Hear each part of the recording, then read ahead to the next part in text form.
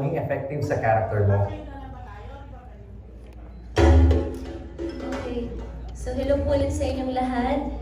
Mostly po ang ginagawa ko talaga is nakikinig ako sa music. Kasi nakakatulong po siya sa akin. Kumbaga, magkaiba po yung genres na pinapakinggan ko pag ako si Tata versus pag ako si Venice. At saka kasi, nasabi ko din sa interview last time, hindi po ako marunong magalit sa personal na buhay ko. So kapag biniplay ko po si Venice, doon ko po binubuhos ang aking mga nararamdaman na mga extreme, kumbaga. So kaya po siya challenging for me kasi, ayun nga po, hindi ako sanay magalit, alam po yan ni Direk. Nakakailang ulit po kami kapag suplada po yung, kapag nagsusuplada po ako sa eksena, ayan. So mostly po nakakatulong din talaga yung pagpalit ng damit, pagpalit ng buhok, ganyan. At syempre may guidance naman po ni Miss Anne, ang aking acting coach, at si Direk Rado. So ayun. Yun. Pag ako po si Venice, si Direk Rado, sinasabi niya sa akin, magbura ka bago mag-take. Para talaga, alam mo, galit daw ako bago mag-eksena. So, mga ganun po. Yes. Thank you. Thank you, Jillian. Next question, coming from the same team, from Juan, Central Visayas. Michael from Shining Inheritance ngayon sa may Ilonggo Girl, magpapakilig ka pa rin. Pero sa teaser pa lang, mukhang ibang Michael ang aabangan namin ha. Konting hint naman ang karakter mo dito. Hello po, ako po ulit si Michael Sager. Gusto ko lang po want to say good afternoon to all of you and thank you for being here. It's such an honor and of course, first time namin mapanood ni Jill yung teaser and actually the cast and we're just very excited for what's to come. Grabe, I'm in such a happy state right now and to share my character po, I'll be playing the role of Francis. Francis has similarities to Yuan from Shining Inheritance, but with the magic of Direk Rado, the writers of the show, we made sure to really level up myself in terms of acting, in terms of performance, especially with Tita Anne, our coach, kasi this time po, sa Shining, merong heavy drama. This one in My Ilonggo Girl, it's about romance and comedy. And for the very first time, Jillian and I will be paired up for a full show. So, ang pinaghandaan ko talaga dito is how I can improve myself in terms of yung mga malalapit namin eksena. Na-awkward ako minsan. So, ayun po, I don't want to say too much. I don't want to spoil it. Pero I really worked hard for this. Lahat po ng mga scenes namin before all the takes, walang maliliit na scenes talagang kinukulit ako ni Direk, Tita Anne, para perfect siya and I really appreciate it po, Direk Rado. Maraming salamat po kasi tinutulungan niyo ako sa mga scenes to improve and especially sa mga scenes where there's Hilagay nun. Yun po ang different from Yuan is that he's Ilonggo. So, yung Tagalog ko, medyo slang pa rin minsan. So, yung Hilagay ko dito, I've been working on it para diretso and malambing. So, ayun po. Abangan niyo na lang po si Francis. Thank you. Thank you, Michael. Another question from Juan, Western Visayas. Michael mga kapuso, ako si John sa GMA Regional TV 1 Western Visayas. And this question is for Jillian. Jillian, sa maikling panahon, bumisita ka dito sa Iloilo City, anong mga natutunan mo, anong mga na-realize mo, at syempre, konting Ilonggo lines naman dyan. Okay, onting Ilonggo lines muna. So, favorite ko is manamit ang batchoy diri. Ganyan. Kasi yun ang laging sinasabi po ni Tata kapag nagbebenta siya ng batchoy. So, ano bang mga natutunan ko sa Iloilo? Tama po ba? Ano? Yes. Yes, okay. So, well, una, mas nakita ko po yung culture ng mga Ilonggo. So, talagang malalambing po sila. Actually, ang mother side ko ay mga Ilonggo po talaga sila. So, super lambing po pala talaga nila, super welcoming, masasarap sila magluto. At kapag basta Ilongga, guwapa. Ayan. At saka, natutunan ko sa Iloilo, masarap palang may love. Yes! Yun. Yun lang. Wala lang sasabihin. Thank you, Jillian. Up next, may we call on Mr. Robert Requentina of Manila Bulletin. Hello, magandang hapon. First question to Jillian. Jillian, nanggaling ka sa mga highly successful afternoon series and then yung huli nga is yung Abot Kamay ng Pangarap. So ano pressure kung meron man ang nararamdaman mo para sa may Ilonggo? Hello po. Siyempre po kinakabahan po ako Pero kumbaga nga po, for this show, hindi ko po iniisip kung magiging successful ba siya or what. I mean, in terms of ratings, parang ang mas importante po sa akin ngayon is marirepresent po namin yung mga Ilonggo. Kumbaga, sa pagkakaalam ko po, ito ang first show talaga na nare-represent po ang Iloilo. So para sa akin yun po ang importante. At ang importante po sa akin din is may napapasaya kami kasi ito po rom-com lang to. Kumbaga galing po ako sa mga heavy dramas. 2 years and a half po akong umiiyak everyday sa TV. At dito naman po more on kilig lang, magaan lang po siya. So importante sa akin ngayon is makakapag-spread kami ng good vibes at makarepresent namin ang mga Ilonggo. Thank you, Gigi. Thank you po. Kay Michael naman, kanina nakusap na namin si Michael. Pero may question pa Michael. Michael, like Jillian, galing ka rin sa mga afternoon series sa loob. So, anong nararamdaman mo binibigyan ka ng GMA ng ganitong klaseng proyekto na may tiwala sa'yo? Yeah, it's really a blessing po, and I'm very thankful. I always pray and I'm grateful for all the opportunities, but of course to my managers, to my handlers, to the network for giving me opportunities like these that aren't a joke. I mean, malalaking proyekto to, Shining Inheritance, a K-drama adaptation, and I had the privilege of playing Yuan de la Costa there, and it will be ending tomorrow na po, and I'm just so thankful for that show where I learned lots of things. And on Monday naman po, January 13, My Ilonggo Girl, at I'll be portraying in a rom-com naman.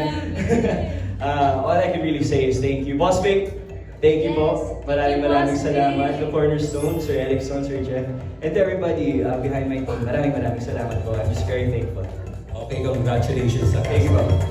Thank you so much, Mr. Robert Recantina. Up next, we have Albert Abenido of Chicanes. Hey, mabuhaan kita. Ayan. O, bago sa inyong dalawa, question first to the creative team. Can you tell us about more the concept behind Is My Ilonggo Girl, and are there specific stories that inspired you to come up with this teleserye? Thank you po for the question. Would you like to answer, Erwin? Because Erwin Bravo is our head writer.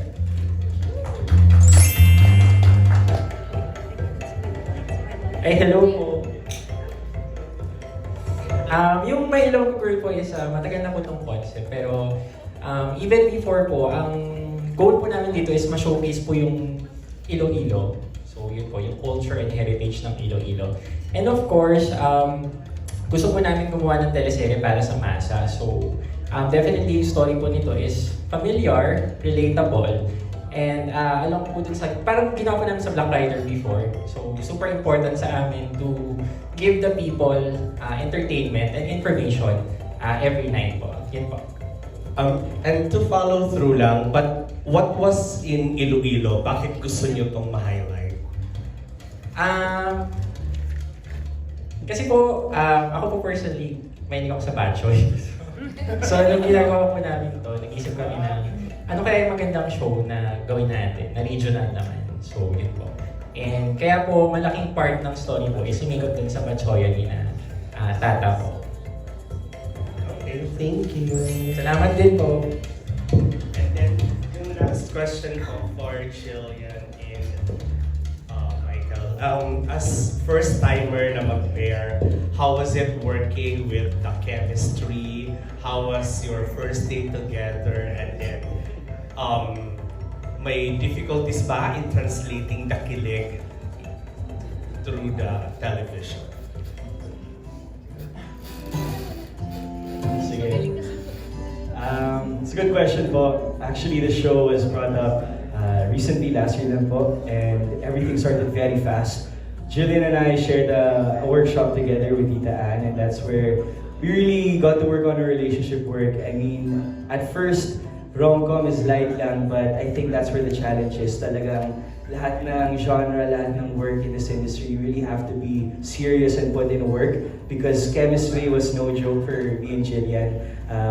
There's times na nahihirapan talaga kami. I mean, it's our first time and it's Jillian's first time having a partner. It's my first time rin being paired with her. So there's times na parang nailang kami sa isa't isa. But we worked through it po together and I think that's what's important because like yung titigan, we recently were able to maintain eye contact for more than 5 seconds without laughing. So, masaya po kami doon and we're proud of each other siguro kasi nga this has been a challenge for us and seeing the sneak peek, na-excite lang kami. Yes, tama. So actually po, nung mga unang araw na nakawork ko si Michael for My Ilonggo Girl, sobrang ano po, as in, basta nagtititigan po kami, tumatawa kami. So si Direk, ayan, medyo ano na po, nalulungkot na si Direk sa amin kasi Papaluin na ni Direk. hindi namin matapos po yung eksena. So talagang inaral po namin recently na sabi namin kailangan magtitigan tayo na malapit na hindi tayo tumatawa. So ayun po, pinapractice naman po namin talagang ayan, si Michael, talaga nag-effort din po siya talaga na to make us comfortable. Ako especially, nafe-feel ko na talagang grabe po yung effort ni Michael to make me feel comfortable. Kasi nga po, first time ko ding mag-rom-com talaga. I mean, nagkaroon din po ako ng mga parang kilig scenes sa aking ibang shows. Pero ito po yung talagang serious rom-com show ko. So, sobrang naka-help po sa akin na talagang magaan po ka-work si Michael and nag-e-effort po siya na kausapin ako to make me feel comfortable. So, ayun. Salamat Thank you po. po. Chikales! Thank you. Thank you, Mr. Albert Abelito. Great tayo ng Batchoy. Next, we have Mr. Romel Gonzalez of PEP. Yes, hello. My first question is for the three gorgeous moms, Miss Teresa, Miss Andrea, and Miss Arlene. Kasi sa tunay, yung role nyo dito pala napakahirap bilang nanay. So, my question is, paano kayo nakarelate yung tunay yung pagkatao bilang nanay sa character niyo dito sa show? You, Miss Teresa, first. I play Vivian, and good afternoon, everyone. Ayoko naman sabihin na intrimitidang nanay ako in real life. Pero a mother's love, I think, transcends in different ways. Yung sobrang pagmamahal mo kasi sa anak mo, kuminsan nabubulagan ka, hindi mo alam na imbes na nakakabuti ka, nakakasama pala. So ang role ni Vivian, medyo ganon. Sobra-sobra kasi yung pagmamahal niya sa anak niya, medyo napupunta siya dun sa hindi masyadong magandang intensyon. Medyo may pagka-narcissist. Gusto rin niya kasi para sa sarili niya. So may ganong shade si Vivian. Pero ang bottom line, kasi mahal niya yung anak niya. Yun si Vivian. Eh si Teresa po, sino? Secret. No, I guess, like I said, a mother's love is a mother's love. Now, I've transcended into a Lola. So I think the mother and the Lola steps back a bit now. Because then there's another woman in the scene. There cannot be two queens in a castle. And since nasa yun na Miss I am the queen. nasa yun na yung microphone, follow-up ko lang po. Since makakatrabaho mo yung dalawang characters ni Jillian, si Venus at si Tata, paano po yung rapport niyo ni Jillian? Jillian and I have worked together before, my special tatay. So seeing each other again, she's really like my daughter, so it's very easy. But, minsan yung pagtataray niya, Tita, paano ba magganito? So sasabihin ko, isipin mo lang yung ganyan. Oo nga, no? Sige, ganyan lang, iha. So meron kaming ganun. Our rapport is very good. And for the new ones, like si Michael, I really appreciate he goes out of his way to say hello to kaming mga medyo may edad na. And it makes work easy when you know everyone is willing, the young ones with the older ones, and the older ones with the young ones. And it's a very happy set we have. Thank you. Thank you, Miss Teresa. Miss Arlene, ikaw, bilang nanay sa tunay na buhay at bilang nanay dito sa show, gaano pareho or kakaiba? Maayong hapon. Diba? Ilonggo. Okay, I am as Nanay Guapa, I am what I am also in real life. Loving, of course, sometimes nagagalit, nagtatampo, naiiyak. Pero this is the typical mom that you will see here in My Ilonggo Girl. Tapos working with them is true, di ba? Teresa, it's so easy. Ito si Michael, he's always smiling. Umaga man, madaling araw, kahit anong oras ng araw. Lagi nakatawa, Jillian, you are such a dear. You are such an easy person to work with. I love you so much. Yan lang po. Miss Arlene, sa tuloy ng buhay, paano ka maging isang nanay?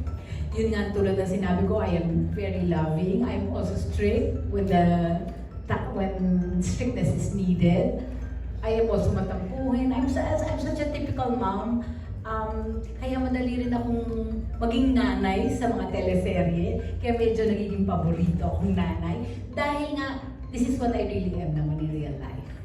Thank you. Yan. And by the way, congratulations because tinapos mo yung course mo last year, Communications, Oh di ba? yeah, thank you. Yes, at 55. Hallelujah.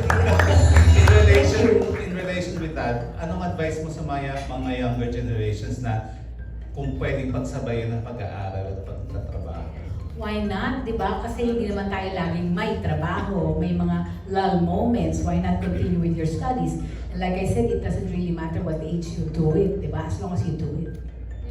Yeah. Thank you. And of course, Miss Andrea, ikaw, paano ka nakarelate as a mom in your Hello. role? Yeah. Magandang hapon po sa inyo lahat, sa lahat po nang nandito ngayon, sa mga bosses of GMA, sa lahat po ng mga guests, media, and everybody else. Ako po kasi first day ko lang po yesterday, so medyo ninanamnam ko pa talaga yung role ko. Para the way I understand it is, itong si Margaret talagang pasaway talaga siyang nanay. May moments naman akong ganon, but I don't think I'm as mean naman as her. But what works for me is Chabak technique wherein you have to identify and find out what is the overall objective of your role. And I think Margaret's overall objective is to really protect her family, whatever happens, whatever it takes. So, on that note, siguro doon kami nagkakapareho ni Margaret that I'll do everything talaga to protect my family. So, ayun. And doon kami nagkakaroon ng ganun, mga moments ni Miss Vivian, of course, portrayed by Miss Teresa. So, yun. Last na advice mo sa younger generation of stars? What do you mean? Like advice? In their career? I guess it's a cliche, but to love what you are doing with all your heart, and you'll never work a single day in life, diba? And I learned also the hard way. Love those people around you, and don't bring your personal issues in the set. Oh, yan. May mga ano ba yan? 1, 2, 3, 4. But those are the top 3 siguro. Thank you po and congratulations. Thank you. Thank you also. Thank you, Mr. Romel Gonzalez. Up next, we have Mr. Eugene Assis of People's Journal. Okay, my question is for the enduring Richard Juan. Enduring. Anyway, Richard, nakapagbida, award-winning actor ka, and then nakapag-support, nakapag-kontrabida. So, bilang isang masasabing veterano na dito sa industry, do you give advices to mga new actors like them? Yung mga kasama mo sa set? Focus, be disciplined, yung professionalismo importante. Be an asset, pag liability. And keep on learning. The moment you stop learning kasi yun na yung downfall natin, yung karamihan. And siguro isa sa importante, you enjoy the process. And give back. Kung nakakamit ka ng konti o malaking success, you give back. Ano nga yung role mo dito sa teleserye? Isa siyang strict business, all business, and expect people around him na merong high standard na sa mga ginagawa nila. So nagkakos siya ng stress sa mga tao na kapaligid sa kanya. So, medyo kontrabida talaga or... O si kontrabida. So as early as this, sa teleserye naman gano'n, minsan hindi mo alam kung saan yung character mo. Pero definitely, hindi siya kaya-ayang kasama. Maliban na lang sa, of course, in love kasi siya sa wife niya. Pero other than that, people around him, na-stress sa ugali niya. Okay, thank you. Thank you. teacher.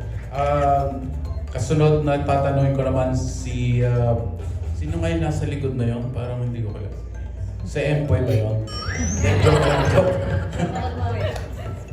Hello, Empoy. Yeah, good afternoon everyone. Yeah. Empoy, nagbigay ka ng saya doon sa mga nakaraang teleserye ng GMA, no? But dito sa My Ilonggo Girl, ano yung side mo naman na pwedeng ipakita? Right side o left side? Actually, front side. Hindi, joke lang. Abangan na lang po nila at sobrang maraming side ang makikita nilang side dito. Side this, side by side effect, lahat ng side na gusto nila makita dito po. Makikita nila lahat. Thank you for leader by my side. Sige, wala ng side comment. Anyway, ano yung role mo dito, Empoy? Ako po ang assistant director. Joke. Ako po ang kapatid po ni Jillian Ward. Huwag na hard rap. Okay lang ba? Okay naman. Ako naman po magtatanong. Okay. Kumusta naman katrabaho? Yung spotlight dito medyo. Kumusta naman katrabaho si Jillian bilang kapatid? Ay, sobrang bait po niya. On and off camera, talagang Jillian Ward na kailangan magkaroon ng award. At ayun, sobrang sweet ng bata at naalala ko sa kanya yung mga kapatid ko tsaka yung mga pamangkin ko. Tsaka yung goldfish ko na si Twinkle. Jill. Hi Jill. Okay. Bagay sila. Okay, maraming salamat. Thank you po. Napasaya mo ulit tayo. Thank you. Thank you, Mr. Eugene Asis. Up next, we have Adi Akar of GMAnetwork.com. Question ko kay Ara San Agustin. Hi Ara, since ng Starstruck, sobrang dami niyang nabigay na projects ng GMA and Sparkle sa'yo, nakapag-acting ka and hosting. Anong pakiramdam mo yun na nabibigyan ka ng pagkakataon na ma-explore yung iba't ibang talents mo since na-start ka sa Starstruck? I'm always grateful po for being given different types of characters na pwede kong laruin, pwede kong i-explore. Kasi through my characters, iba't ibang buhay yan ng tao. So, marami rin ako natututunan sa bawat role na tinitake ko po or bawat role na ginagampanan ko. And sobrang na-appreciate ko pa rin yung GMA and my management for always trusting me with projects, hindi nawawalan. So I'm very, very blessed and I don't ever want to take this for granted. Thank you. Thank you, Mr. Adi Akar. Up next, we have Miss Rose Garcia of PAC. Yeah, bago ko tanungin yung cast mo na, curious lang po ako, siguro kay Miss Nessa, if ever, ano po ba itong Miss Ilonggo Girl? Parang start na po ba ito na yung mga regional, yung ipipicture, kumbaga. Yung, di ba, meron na tayo before yung I Left My Heart in Sorsogon, tama ba?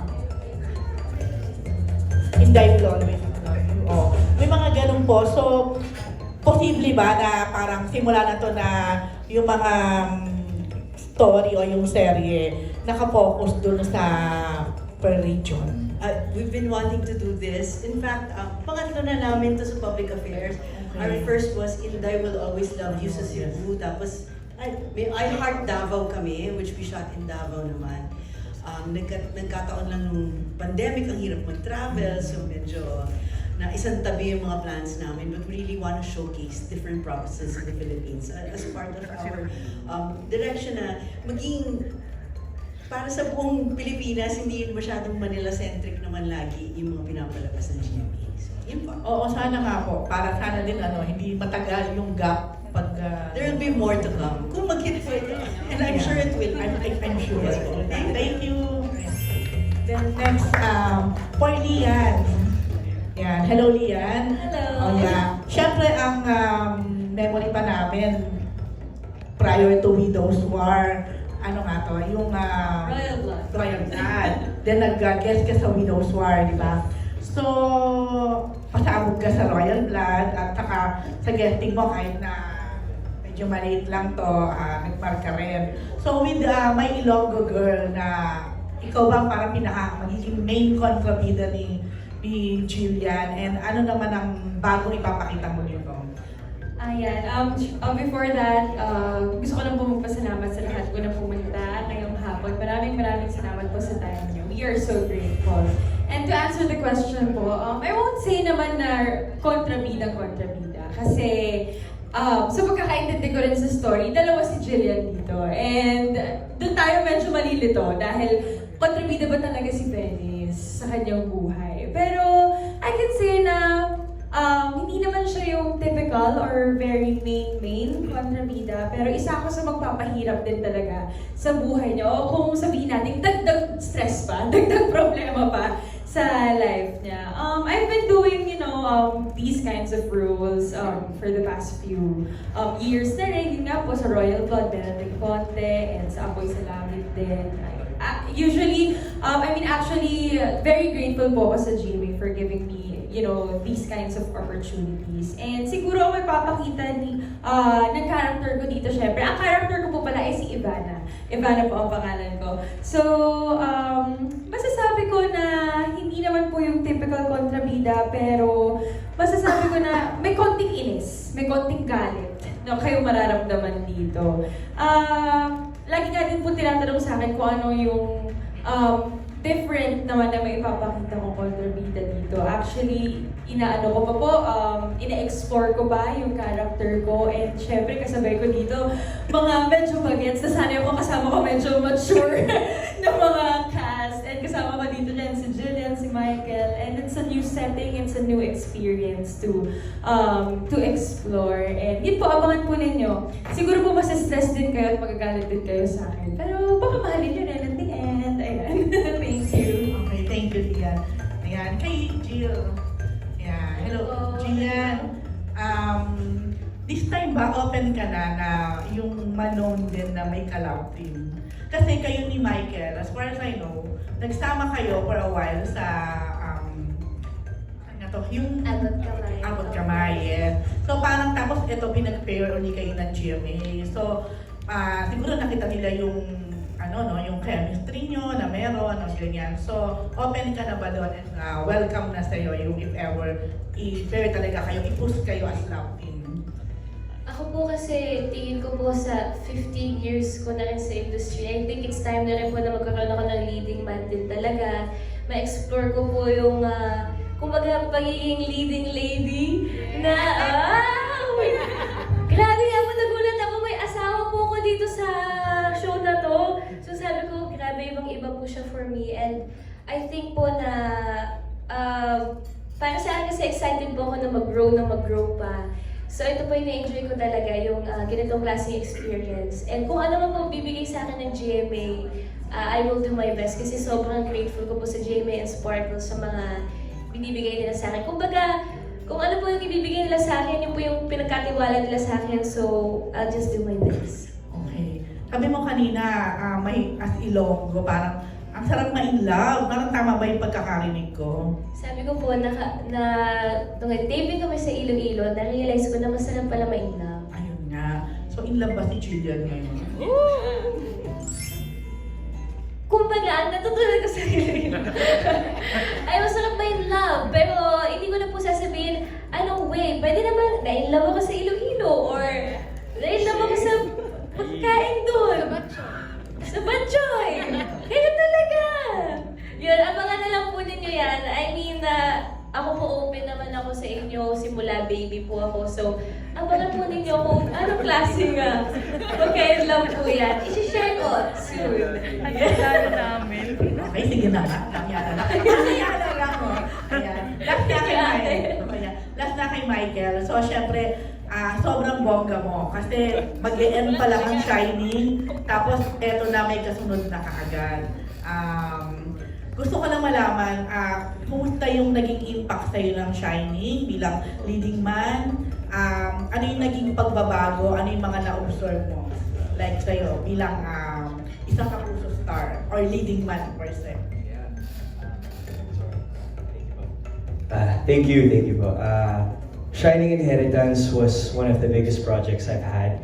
And yung role ko po doon bilang Yuan was it was lots of pressure nung una, as I mentioned po sa media ko namin last time. Kasi mga kasama ko doon were the greats na talaga in the industry. My lola was Tita Connie Reyes, tapos kapartner ko Kate Valdez. Kapatid ko, Kailin Alcantara, and the rest of the cast pa si Paul. So, marami pa akong natutunan. I think that show for me, that first show was really the learning process in my career. And still now, I'm still learning. And that's where I realized how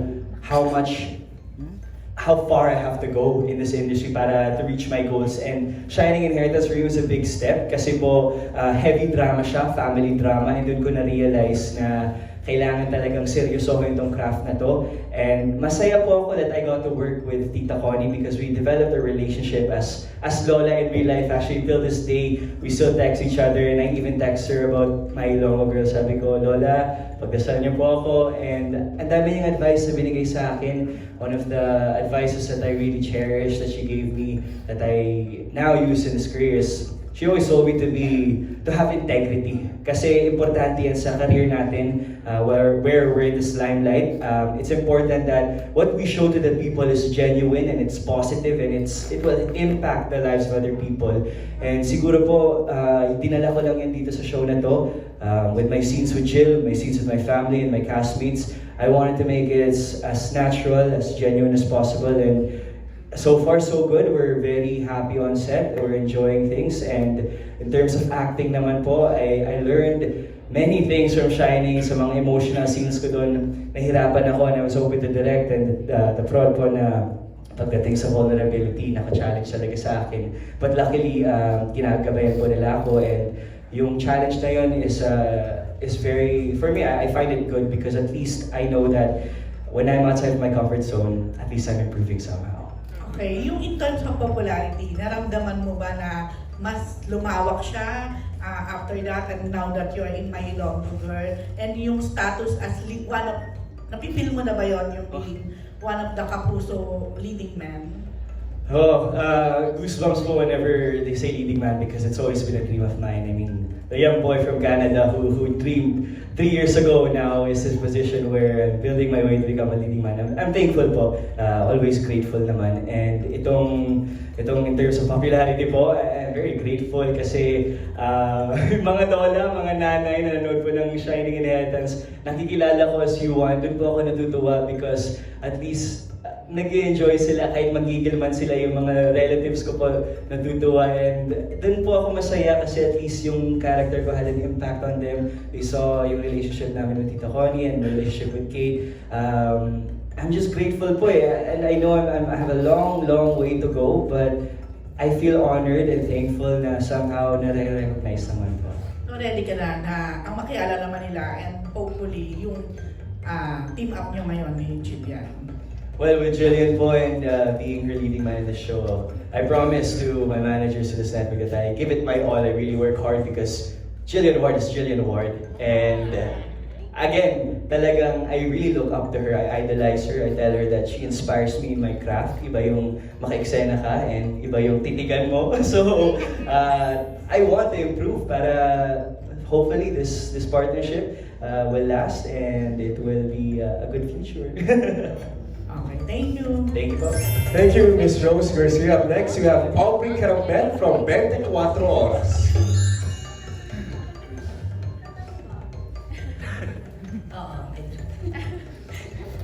Para kay Jillian. Jillian, sobrang dami mo nang ginampanan. Simula, ilan taong ka nga nag-start? 5 years old. 5 years old. Actually, 4. Opo. Oo. Ano yung mga learnings mo every time may mga character ka na gagampanan? Paano mo siya pinaghahandaan? And this time, alam ko very challenging sa'yo kasi first time mong magkokontrabida dito. So, at ano yung learnings mo doon sa 15 years ng career mo? At parang kanina may sinabi ka na parang, is this your mantra for 2025? Yes, ang mantra ko po for 2025 is, kumbaga, mas ready na po ako sa mga bagong challenges. And I'm ready for change. Kumbaga, siguro po sa aking 15 years sa industry, sa aking mga characters na nagampanan ko, natutunan ko na lahat po tayo ay iba-iba. Kumbaga, lahat tayo, we're unique in our own ways. So, kada may binibigay mo sa aking character, inaaral ko talaga siya. Tinitingnan ko, paano siya magiging iba sa mga dati kong pinili na characters. So, kumbaga, ito pong show na to, dalawang characters ko. Si Tata, very bubbly. Hindi siya katulad ni Dr. Adeline kasi si Dr. Adeline, ano po siya, seryoso siya, more about trabaho talaga. Si Tata, mas carefree, mas bubbly po talaga siya. Tapos si Venice naman, suplada talaga po si Venice. At first time ko mag-play ng character na artista. Artista din. So, talagang kakaiba po siya for me. So, ayun na natutunan ko na we're all different. Kada character ay may sarili silang unique aspects sa kanila. So, yun po ang inyong abangan kung ano ba ang unique kay Tata at kay Venice. Ayun. Thank you, Ms. Aubrey Carampel. Thank you, Jill. Up next, we have a question from Mr. Dondon Sermino of Abante Online. But since wala po siya dito, ako magtatanong for Vince Manistela. Nauso sa mga rom-com series yung second lead syndrome, where fans root for the second lead in a love triangle. Kung ikaw ang tatanungin, bakit mamahalin ng viewers ang karakter mo dito as John Paul? Siguro masasabi ko na medyo malapit yung character ko kay John Paul, yung totoong ako. And masasabi ko din na every scene parang ako yung lumalabas. And parang totoo yung mga eksena na nararamdaman ko talaga. So feeling ko makakonect at makarelate yung mga tao dito sa akin at makikita nila yun. Yun lang yun. Thank you, Vince. Up next, we have a question for Jeyo Mana. Jeyo, this is your first major role in a primetime series on GMA. Kamusta? Anong pakiramdam, bro? I feel very intimidated and very humbled because first day taping ko kagabi, kahapon, I felt like I was going to throw up. But si Ate Jillian, si Kuya Michael, they made me feel very welcome. Sobrang bait nila talaga. Sorry, my Tagalog's not really good. So I'm gonna speak English. They're really kind to me. They really showed me what a great actor can do to welcome a new person on the set. Thank you.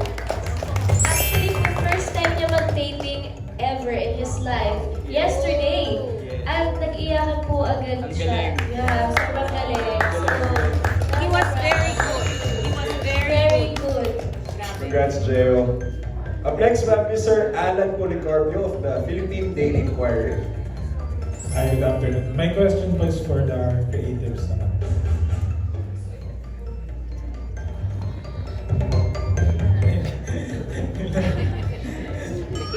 Ayun, may tanong lang po ako about yung pag-film nyo sa Iloilo, if you worked or collaborated with locals there to help you with the concept and make it authentic. Yes, in fact, yes, we did collaborate with the local government. They were very, very helpful. We were guided by the tourism office of Iloilo the entire time. Our senior AVP, Mr. Neil Bumban, is actually Ilonggo. So he's on top of the entire project and he's actually Ilonggo. One of our writers, John Bedia, is also Ilonggo through Blue. We also have a Hiligaynon coach on set every taping day, who is there to guide our artists with their lines, to give us tips on how expressions, yung mga certain expressions ng mga Ilonggo. So yes, we are always guided, and we will do our best to honor the Ilonggo people with this program. And the show is pegged as a regional. Yes, the show is pegged as a regional. So what is it that you want to highlight? Is it the food? Is it the place? Kasi parang napansin ko is yung Batchoy parang malaking part siya, and Ilonggo inasal din. Yes. So yes, it's about food. Sabi nga ni Erwin kanina, they were inspired by the initial inspiration came from his love of Batchoy, as they say it. So it starts from there, but there's also something very universal din about yung love ng family, love ng yung romantic love that transcends not just the Iloilo, the city of Iloilo or Iloilo itself. So we hope we can translate that in the series. Okay, thank you, Bob, and congratulations. Thank you, Mr. Alan Policarpio. Up next, we have Richard Pagkawan of Lionheart TV.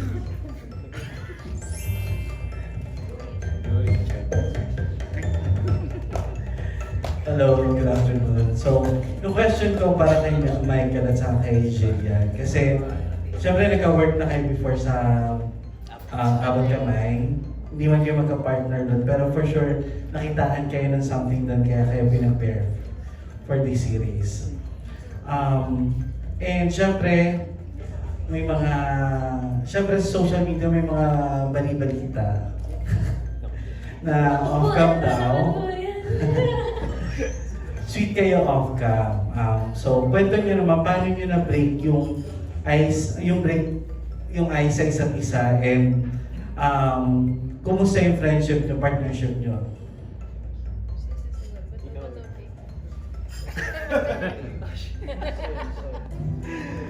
Ay, since talo po ako, mauna na lang ako. I think si Jillian po kasi, we both said to each other, you're fun. I mean, she's fun to be with. And it's something, it's a blessing to have someone fun to be with, to be partnered with. And she makes work not feel like work. It's like we're playing on a playground lang. Masaya lang talaga kami. And at first, nung sa Abot Kamay, I was, as Miko there, pasyente pa niya. Although parang makulit ako doon, hindi ko alam na in real life, makulit din si Jillian. And ako po kasi, pag nasa set, gusto ko good vibes lang. And grabe si Jillian, dami ding energy nito kahit mga madaling araw na energetic siya. So, off-cam daw, sweet tayo. Well, we're just getting to know each other, and I think that's what's important, especially with the characters that we're doing. We're just genuine to one another, and I think that's what's important. And yeah, masaya ako kasama ka. Ayan, ako naman po, paano na-break yung ice? So actually po, ano kasi ako, pag unang kilala ko sa tao, well, nakikipag-usap ako, pero mayroon din po ako parang tahimik side, na nahihiya ako ganyan. So, like sabi ko nga po sa mga interviews, he really makes it a point na talagang gusto niya po komportable ako. Tapos sabi niya na sa 24 oras, ayan, makipag-communicate pa daw po ako. So yun ang natutunan ko sa kanya. Hindi kasi, kumbaga, dahil din po kay Michael, parang natutunan ko na medyo mas mawala pa yung pagiging mahihain ko. I mean, at tagal ko na po artista, pero may hiya pa rin po ako sa mga bago kong ka-work. So sabi niya, makipag-communicate ka naman, makipag-usap ka naman. May nagalit po siya pag di na-replyan. Joke lang. Hindi, pero ayun po, magaan kasi po siyang ka-work. Tapos weirdly, kunwari po may sasabihin ako, yun din yung sasabihin niya at the same exact time. So parang, kumbaga nakakatuwa po na parang marami kaming similarities. So naka-help din po talaga yun na maging komportable po ako sa kanya or komportable kami sa isa't isa. And ilan sa mga secret na successful love, yun yung talagang nagkakasundo. Pero kaya yung question ko naman is, bigay naman kayo ng 3 best things you like about each other. Ikaw naman! Buti naman! 3 best things. Oh, there's too many eh. Oh. Siguro let's start off with her heart. Jill is very kind-hearted. Actually, that's something you notice about her at first. Kasi po, if I may share lang, the first time I met Jill was actually on a TV guesting. Kasi same handler kami, Ate Kim, and it was on Mars for More. And to be someone with that level of an artist na talagang, I was grateful because she gave me advice of what to do in the future when I'm on set, when I'm working with others. And yung advice na yun was true and talagang authentic, and I appreciated it. Even her mom, si Tita, I was happy with that. And then nagkita pa kami sa daikay ng lola ko, nakapre ako doon. And masaya ako. Number 2 na to because she's very helpful. When we do scenes, kahit sino man kapartner niya, I think we can all say na ano talaga siya, magaan katrabaho because she will support you. That's important po kasi minsan mahirapan ka. She's always there by my side, and I really appreciate that, Jill. And number 3, the best thing I like about you siguro is how game you are.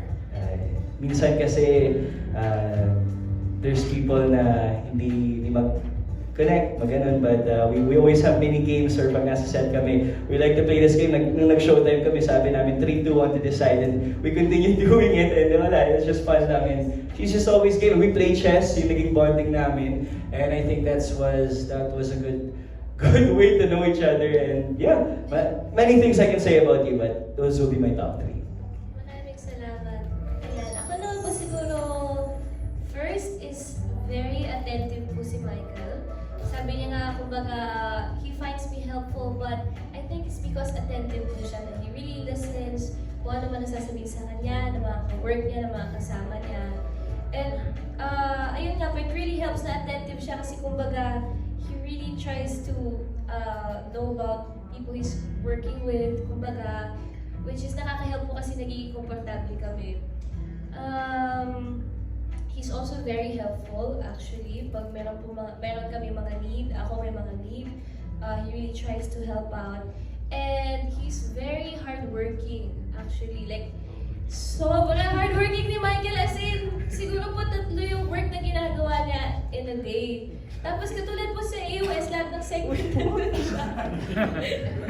I mean, imagine niyo po, nasa umaga siya, nasa gabi at hapon yung shows niya, ganun.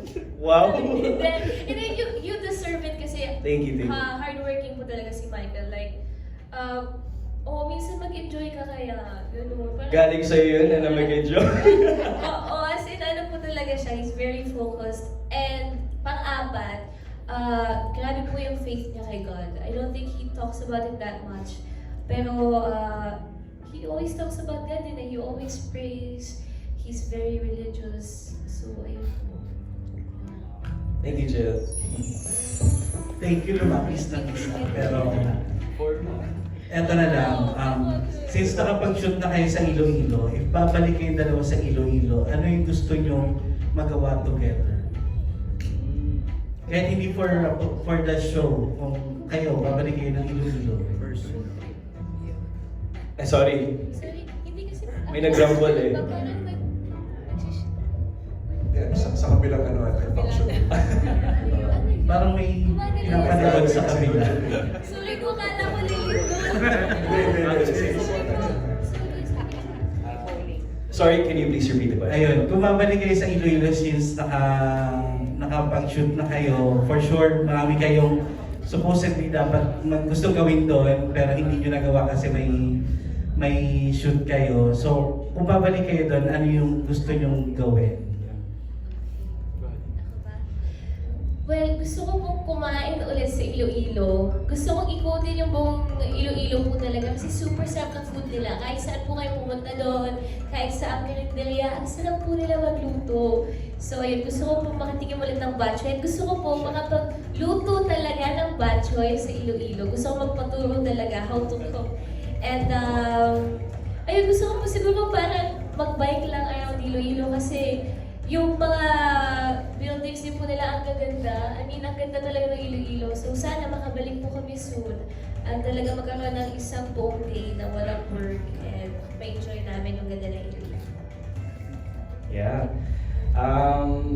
If we were to go back, I think Jill and I would agree na gusto namin ulit kumain sa mga eateries. Kasi ang sarap ng pagkain, kamayan lang kami doon. Tapos Ang babait ng mga tao sa Iloilo. I think that's what's amazing about the Iloilo people. They're very welcoming.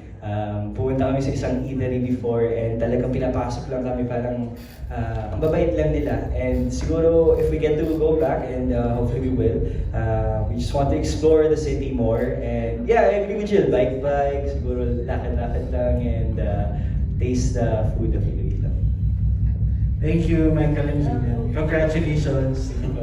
Thank you, Sir Richard Paglicas. Kung may sa-stamp ata sa taas.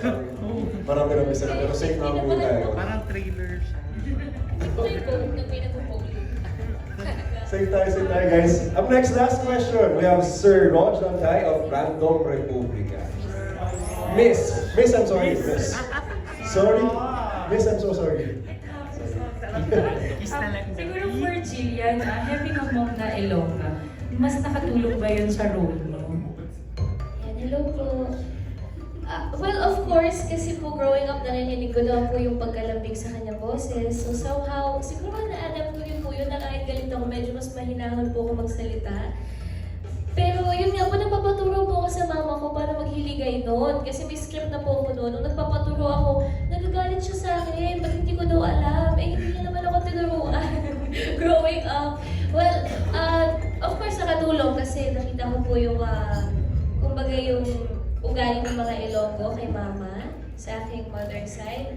Super lambing, super bait, palaban, magaling magluto, yung mga ganun po. So, it helped. Pero yung mama ko, hindi niya ako tinuruan talaga ng hiligay, no? So, yan ko ba kay mama, bakit? For the last questions for you and Michael, sa tingin nyo, why do people watch or why do we need to watch My Ilonggo Girl?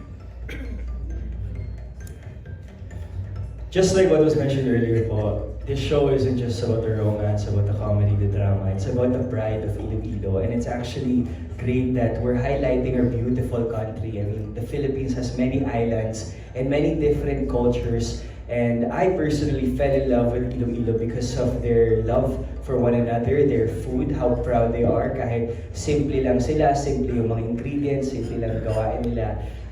Yung type of love na gano'n, it's very nakakahawa siya eh. I mean, it's something na parang may na-realize din ako, let's not take things for granted, enjoy life, and that's what Iloilo is all about. So in this show, I think it's one of the first that we get to highlight ang talagang pride and the culture, the festivals, the music, the people talaga. And we're proud that we get to, an honor to be doing the show for the Ilonggo people, and we even get to speak their language na napaka-unique, and ako talagang aliw na aliw, and si Jill din, ang galing niya maghilagay noon. So yeah, it's a good show po, and please abangan niyo po itong My Ilonggo Girl. Yes, actually, same lang yung sagot ko. Kasi, copy and paste. Hindi kasi, ito po talaga, ang goal talaga namin dito is to showcase gano'ng kaganda ang Pilipinas, ang Iloilo. So, yun po abangan po nila kung paano ba ang culture ng mga Ilonggo. And syempre, dahil lubog po ito, magaan lang siya. So, ang goal din talaga namin is magpasaya ng mga tao. Lalo na po ngayon, ang dahil mga nangyayari na negative. So, kahit pa paano maging hingahan po nila to everyday. Pag pinapanood nila to, goal po namin is makapag-relax lang sila, na matutulog sila na may ngiti sa mga mukha nila. Salamat po. Thank you. Thank you, Miss Rog. Thank you. Guys, there you have it, mga puso. Gising pa po ba kayo? Umalakpak po lahat ng kinakabahan dahil sa inyo. Everyone, once again, Jill Ward to invite everyone. And last message po sa lahat ng nandito ngayong araw. Invite na, and then message.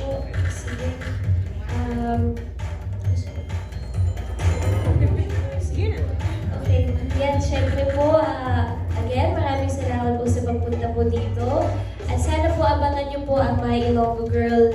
Talagang i-spread natin ang ganda ng Iloilo. Sana po mag-enjoy po kayo dito. At honestly, kinakabahan ako kasi ito po ang aking first rom-com show.